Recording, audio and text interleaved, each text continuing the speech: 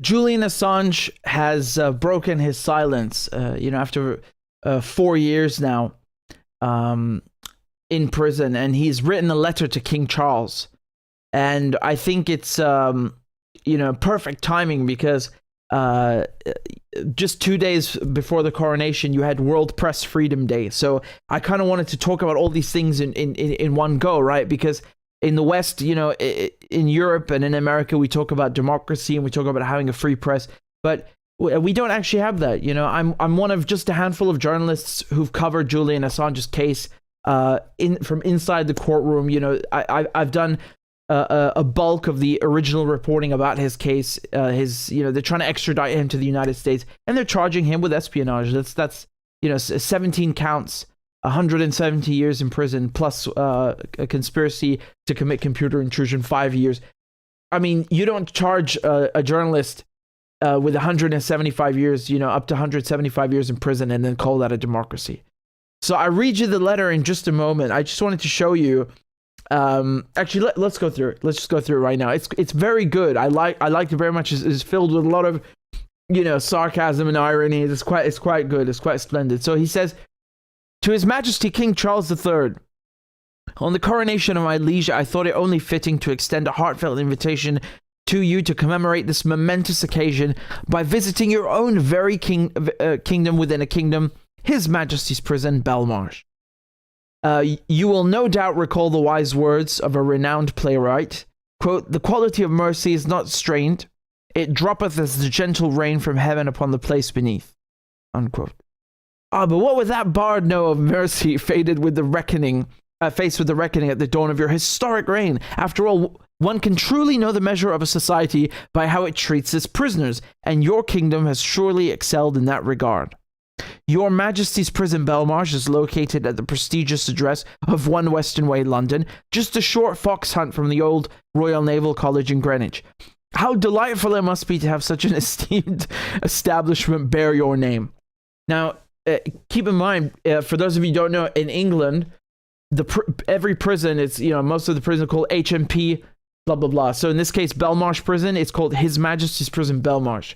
So, it really is Your Majesty's prison, since, Charles is now the king. Apparently, we have to, we're a bunch of peasants and he's the king.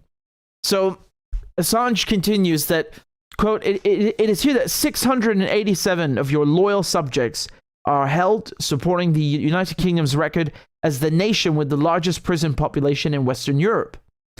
As your noble government has recently declared, your kingdom is currently undergoing, quote, 'the biggest expansion of prison places in over a century,' unquote, with its ambitious projections showing an increase of the prison population from 82 to 106,000 within the next 4 years. Quite the legacy indeed. As a political prisoner held at your Majesty's pleasure on behalf of an embarrassed foreign sovereign, I am honored to reside within the walls of this world-class institution. Truly, your kingdom knows no bounds. During your visit, you will have the opportunity to feast upon the culinary delights prepared for your loyal subjects on a generous budget of £2 per day. Savor the blended tuna heads and the ubiquitous reconstituted forms that are purportedly made from chicken. And worry not, for unlike lesser institutions such as Alcatraz or San Quentin, there is no communal dining in a mess hall. At Belmarsh, prisoners dine alone in their cells, ensuring the utmost intimacy with their meal. Beyond the gustatory pleasures, I can assure you that Belmarsh provides ample educational opportunities for your subjects. As Proverbs 22:6 has it, quote, 'Train up a child in the way he should go, and when he is old, he will not depart from it.'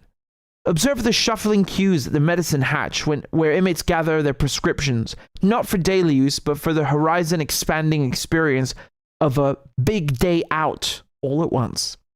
You will also have the opportunity to pay your respects to my late friend Manuel Santos, a gay man facing deportation to Bolsonaro's Brazil, who took his own life just 8 yards from my cell using a crude rope fashioned from his bed sheets. His exquisite tenor voice now silenced forever. Venture further into the depths of Belmarsh, and you will find the most isolated place within its walls, healthcare, or hellcare, as its inhabitants lovingly call it. Here you will marvel at sensible rules designed for everyone's safety, such as the prohibition of chess, whilst permitting the far less dangerous game of checkers. Deep within Hellcare lies the most gloriously uplifting place in all of Belmarsh, nay, the whole of the United Kingdom, the sublimely named Belmarsh End of Life Suite. Listen closely, and you may hear the prisoner's cry of, "Brother, I'm gonna die in here." A testament to the quality of both life and death within your prison. But fear not, for there is beauty to be found within these walls. Feast your eyes upon the picturesque crows nesting in the razor wire and the hundreds of hungry rats that call Belmarsh home. And if you come in the spring, you may even catch a glimpse of the ducklings laid by wayward mallards within the prison grounds. But don't delay, for the ravenous rats the ravenous rats ensure their lives are fleeting. I implore you, King Charles, to visit His Majesty's prison, Belmarsh, for it is an honor befitting a king. As you embark upon your reign, may you always remember the words of the King James Bible. Blessed are the merciful, for they shall obtain mercy. Matthew 5:7. And may mercy be the guiding light of your kingdom, and may mercy be the guiding light of your kingdom, both within and without the walls of Belmarsh. Your most devoted subject, Julian Assange. I mean, it's very well written. It's excellent, and he strikes a very a very fitting tone of irony here, because after all, this is a so-called kingdom, and Julian Assange is an Australian citizen, so he's Commonwealth, and apparently we are all subjects of the king. We're not citizens, so we are nothing but a bunch of peasants. I appreciate in his letter, though, that at the end he still kind of he prods them and says, remember what the Bible says, right? Remember mercy and let me out. You're going to have people say, but the king has no influence in politics. And we obviously know that's not true, right? I mean, as we were saying, the British royal family is the only royal family that still has still retained all of its power, all of its wealth, and its magnitude in the 21st century. Money buys you power, and they have power. I mean, even politically, remember this, they call it a formality that every incoming and outgoing prime minister is to go to the monarch, to the head of state, and it's not a formality, because it is a necessity. Look at the concept of royal assent. Every law that's passed by the parliament has to be given royal assent. Basically, the reigning monarch, has to say yes. They sign a paper and an adjacent document, and they can actually withhold it. We were talking about what was it, Queen Mary in 1708. She was, afraid of some Scottish militia being used against her or whatever. So she actually put her foot down and said, no, it's not going through. So don't come here and tell me that royal assent is just a formality and it hasn't been used in 300 years. I don't care. It can be used, right? So then it's a political tool. So then the reigning monarch, the head of state, does have a role in politics in Britain. It's a fact. Anyway, I'm ranting because the coronation just happened, and Julian Assange is, of course, making mention of that King Charles, you're embarking upon your reign. You're just about to begin it, and perhaps you can let me out and show some actual mercy. And remember, during the coronation, there was one moment where Charles, he says, "I am here not to be served, but to serve." Yeah, really? Let's see. Because those 250 million pounds that you used just for your coronation was, looked more like something, a feudal country would do. Here on the same day, the Australian Prime Minister said that the Americans' attempt to extradite Assange is pointless, right? So Albanese is his name. He said, quote, "There's nothing to be served by his ongoing incarceration."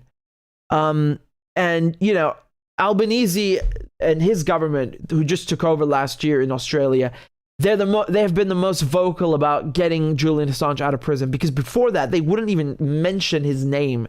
nothing, nothing. They acted like remember, he's their compatriot, right? He's their fellow countryman. They're supposed to take care of him. They're supposed to help him in this situation. If it was another journalist, an Australian journalist held in Egypt or Iran or what, the repressive regimes that we keep hearing about, they would help them, and they have done that. So why don't they afford Julian Assange the same protections, right? In any case, this government, I mean, nobody knows what they're actually doing behind the scenes, how much pressure they're exerting. I really don't think they can do anything, unfortunately. And I say this with a heavy heart. I really don't think the Australian government can do anything. Australia is a British colony that is basically an unsinkable aircraft carrier for the Americans, and they're gearing up for a war with China. The last thing on either of their minds is Julian Assange, and I really say that with regret and a heavy heart, because he should be the first thing on their minds. These countries calling themselves democracies and fighting for press freedoms. Do it then. Here's a fight. Get him out of prison. But in any case, I don't want to slam the Australian government. I'm really trying to tell you that country is being used by America against China in the coming war, and God forbid, I hope I'm wrong. God forbid that there's a war, and I hope I'm wrong. Let me just show you this sign. This is from Code Pink. Benjamin. I forgot her last name. Excuse me, Medina. Yeah, Benjamin Medina. She came in and stopped Blinken while he was speaking. So that's the U.S. Secretary of State, and she held up a sign for Assange. Excuse us, we can't use this day without calling for the freedom of Julian Assange. Yeah, I mean, Jesus Christ, can you look behind him? They're literally talking about World Press Freedoms, right? So about World Press Freedom Day. So it says behind them RSF, so Reporters Without Borders. How in God's name are you speaking about World Press Freedom Day and you don't talk about Julian Assange? Your government, Mr. Blinken, your government is picking up Donald Trump's dirty work and persecuting and prosecuting a man who is one of the most brilliant journalists of our time. You are guilty. You are complicit. How on earth do you insult journalism, the entire profession of journalism, and the entire concept of World Press Freedom Day by going there and leaving out his name and continuing to hurt that man and really create such an extraordinary precedent where journalism is criminalized. National security journalism is criminalized to such an extent that the Americans will hunt you down across the Atlantic and drag you into their maximum security prisons and try to get away with that. I mean, this is insane. This is insane. This is the most repressive case against a journalist in history. I mean, 175 years. That's what he's up against, what he's facing, And here, somebody asked the White House press secretary the same thing. How are you talking about press freedoms and you leave Assange out? And I'm so glad somebody actually asked it. I'm so glad they did. One more press freedom question. Advocates on Twitter today have been talking a great deal about how the United States is engaged in hypocrisy by talking about how Evan Gershkovich is held in Russia on espionage charges, but the United States has Espionage Act charges pending against Julian Assange.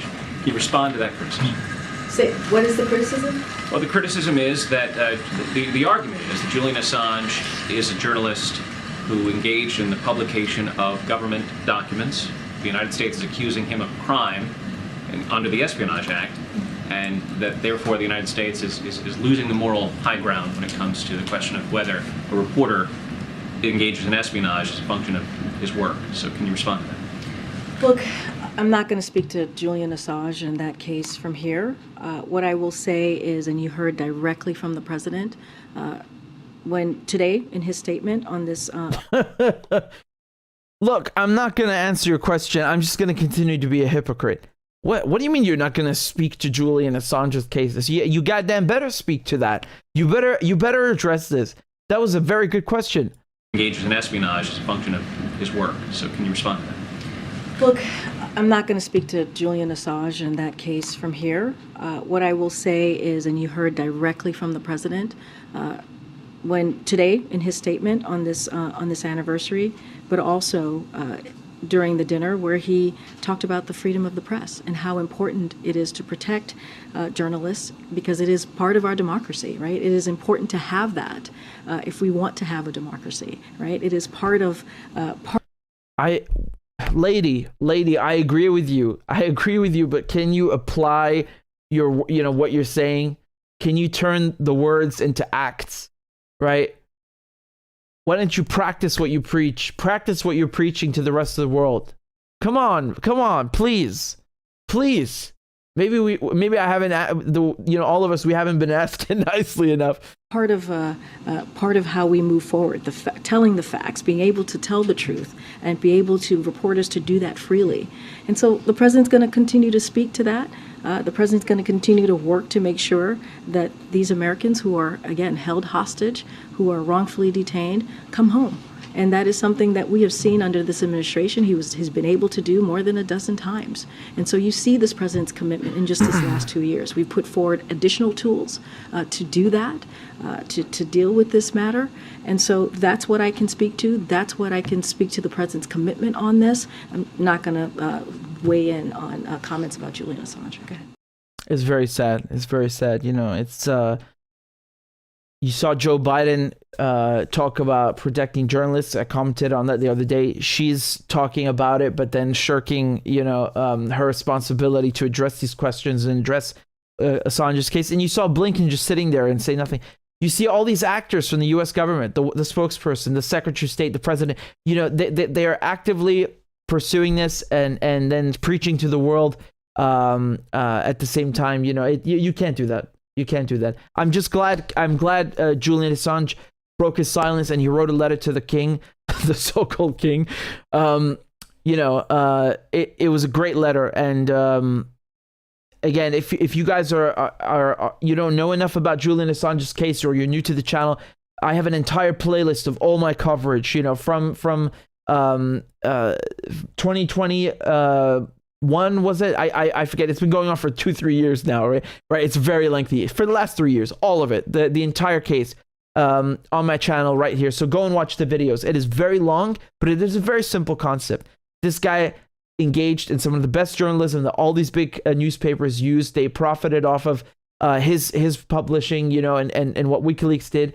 And then they threw him under the bus, and now they all stay quiet and they don't say anything to advocate for his release. It's very shameful. So I hope that we will see him released and that his government, the British government, actually do something about it and save him before it's too late.